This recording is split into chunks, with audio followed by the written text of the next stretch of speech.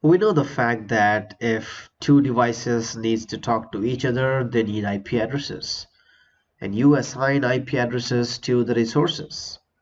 In Azure, it is no different. So you can assign IP addresses to Azure resources to communicate with other Azure resources.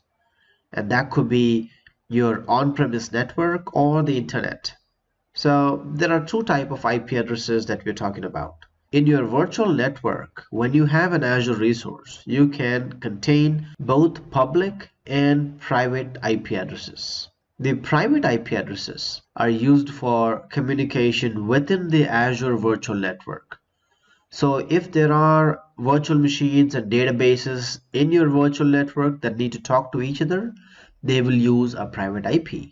You will also use a private IP address if you have extended your network and connected your on-premise infrastructure with your VNet.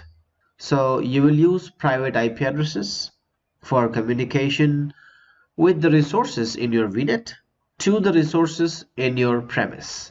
To connect your on-premise network to Azure network, you will need something called as a VPN gateway or express route. And these are used to extend your network to Azure. Public IP addresses, on the other hand, are used for communication with the internet, as the name says, public. So if there is any public facing entity or public facing endpoint, then you will need a public IP address assigned to your virtual machine or the Azure resource. IP addresses can either have a static assignment or a dynamic assignment. Static IP addresses do not change and are best for certain scenarios such as DNS name resolution, where a change in IP address would require updating host records. It's also good for IP address based security models, which requires apps or services to have a static IP address. SSL certificates are always linked to an IP address. Firewall rules that allow or deny traffic based on IP address ranges. Role-based virtual machines such as domain controllers and DNS servers. So critical servers will always have a static assignment of IP address. As a best practice, you may decide to separate dynamic assignment with static assignment. Organizations usually have a dynamic assignment into a particular subnet, and a static assignment goes to a different subnet. So all the devices that have a dynamic IP address will go into one subnet.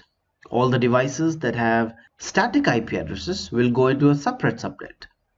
And IP addresses are never managed from within a virtual machine. Remember this, please. If you want to change the IP address assignment from static to dynamic, never go to the network card properties and change that radio button. Let's never do that, because there have been several scenarios where this mechanism of changing static to dynamic is not supported. If you would ever like to do it, you always do it from the Azure portal or PowerShell. So remember that IP address management is not done from within the virtual machine. It is done from the Azure portal.